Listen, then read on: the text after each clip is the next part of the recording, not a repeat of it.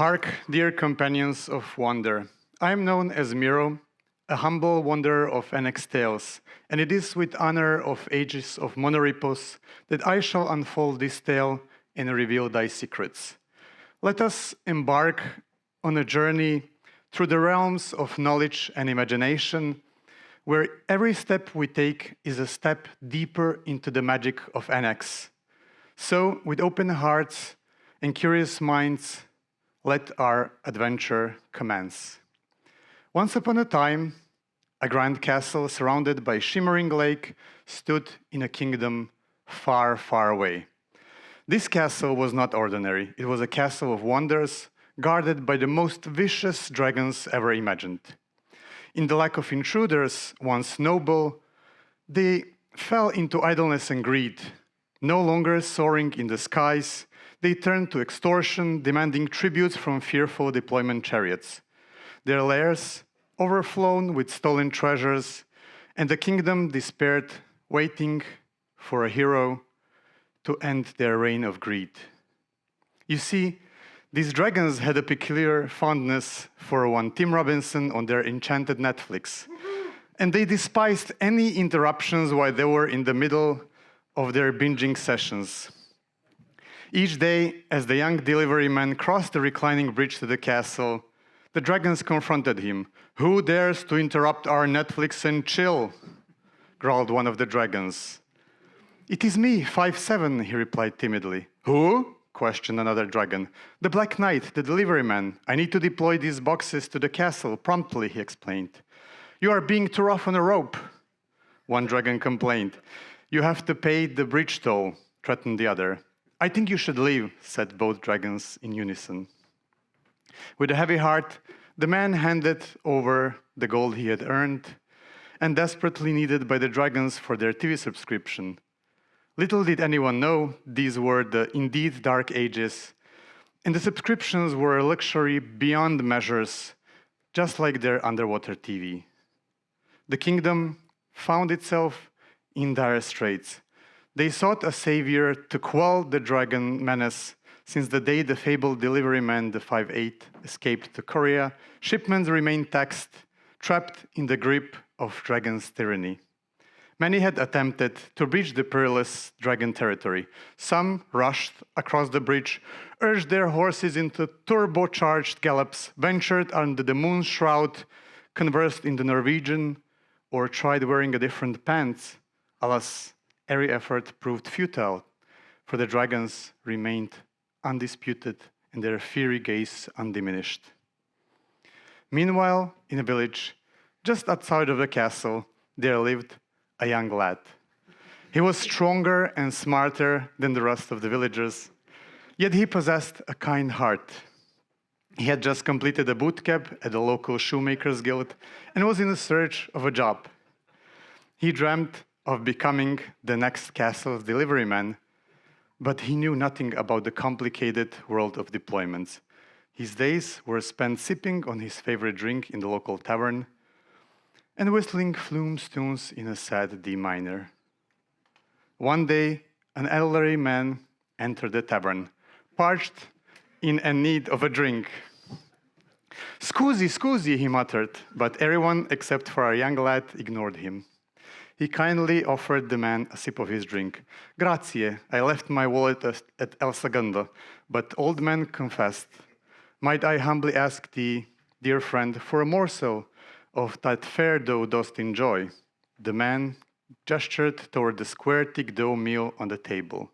"My pizza? Well, of course, fair traveler," the lad replied. "Das ist keine Pizza," the old man began, but quickly realized he shouldn't question a gift horse. When the meal was over, the man thanked the young lad and offered him to help him in return. "What's troubling you? Perhaps I can help," the man said.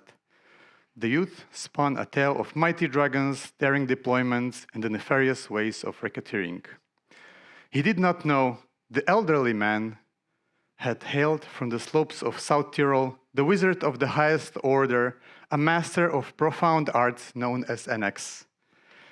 The wizard revealed a mysterious book, the Book of NX, said to contain the most potent magic in the entire world of development, though looking brand new, one could feel millennia of knowledge within it. Its pages were blank, and there was no author's name, only the initials AI written on the cover.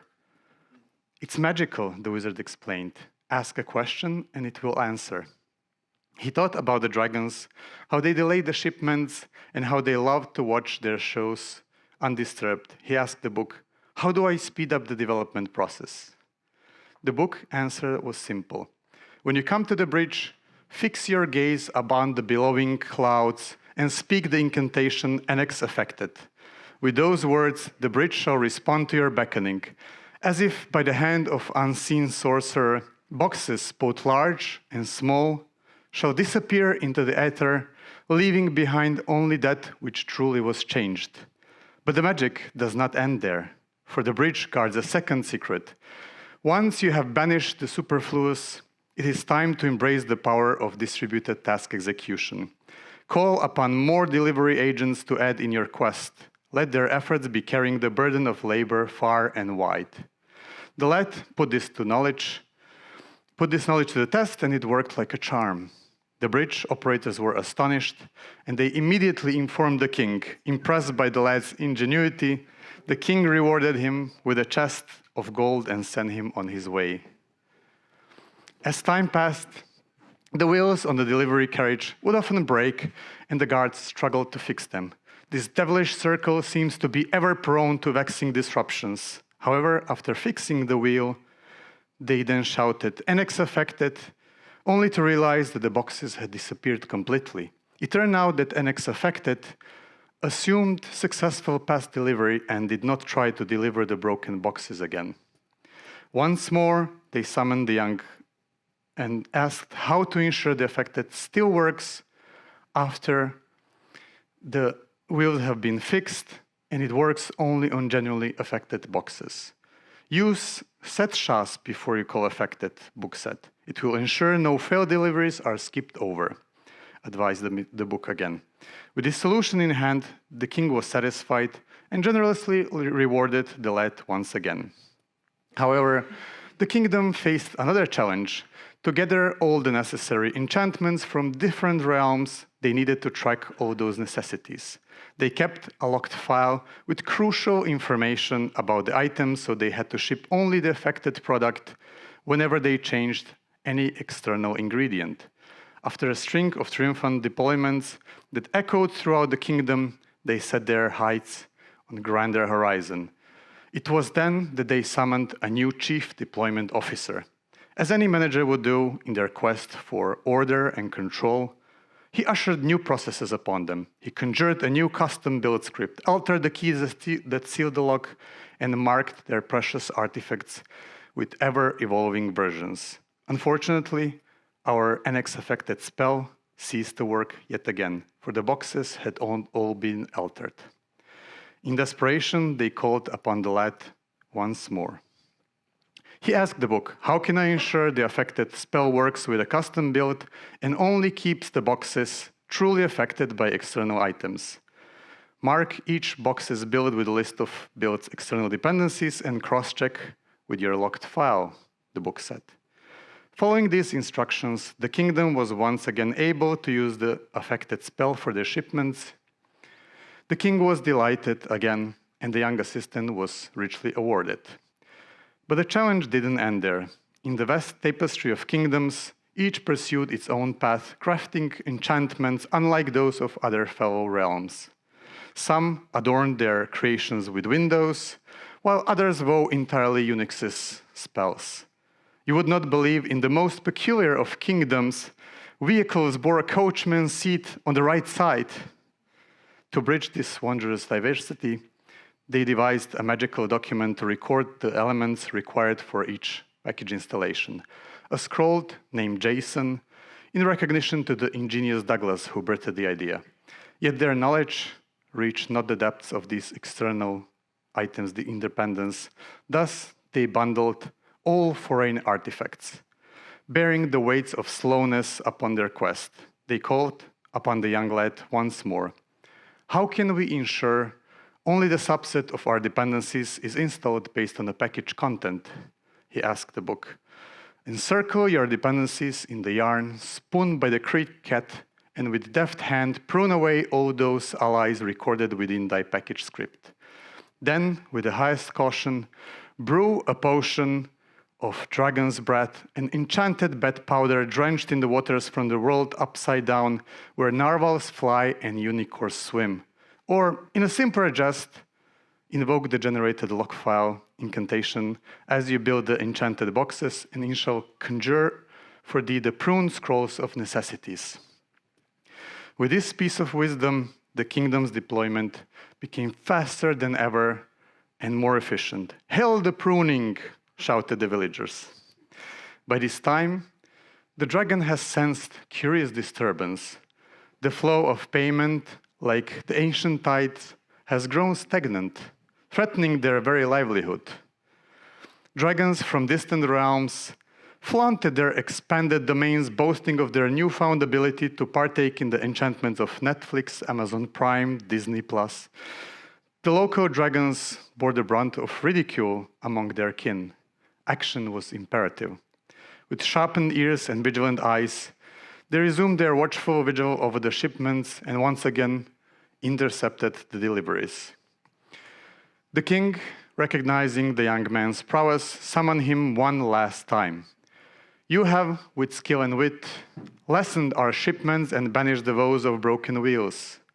You have steered us away from importing extraneous treasures and crafted package manifests locked in secrets.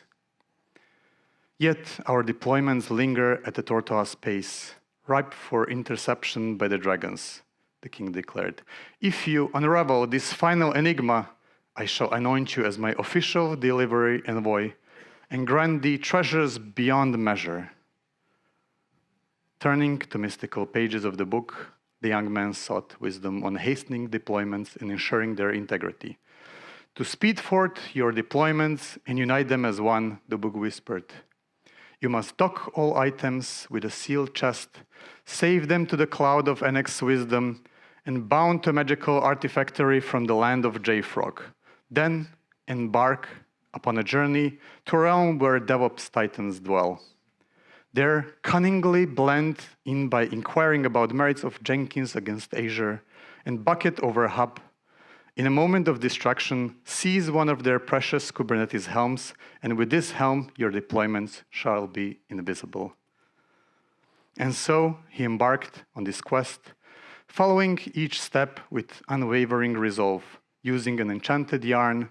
Each box bore a scroll upon which were etched the names of external dependencies. He whispered the incantation, Annex set shas, softly on the breeze, right before the omnipotent affected sprinkled with generated log file danced into the air. A troop of loyal agents carried these boxes in unison on their journey, ensuring their safe passage, each one wearing a helm to protect their precious shipment. In the end, he triumphed over the dragons and ascended to the cherished role of the kingdom's chief deployment sage. As for the dragons, they surrendered their dreams of free entertainment and embarked on a journey northwind, where they joined the franchise How to Train Your Dragon, contentedly embracing their newfound purpose on the other side of the magical box. Thus, a harmonious tale unfolded, and all found their own enchanted endings in the grand scheme of Annex. May the wheels of your CI chariot swiftly turn, and as the conference tapestry unfolds, I extend my gratitude and bid you farewell. Thank you.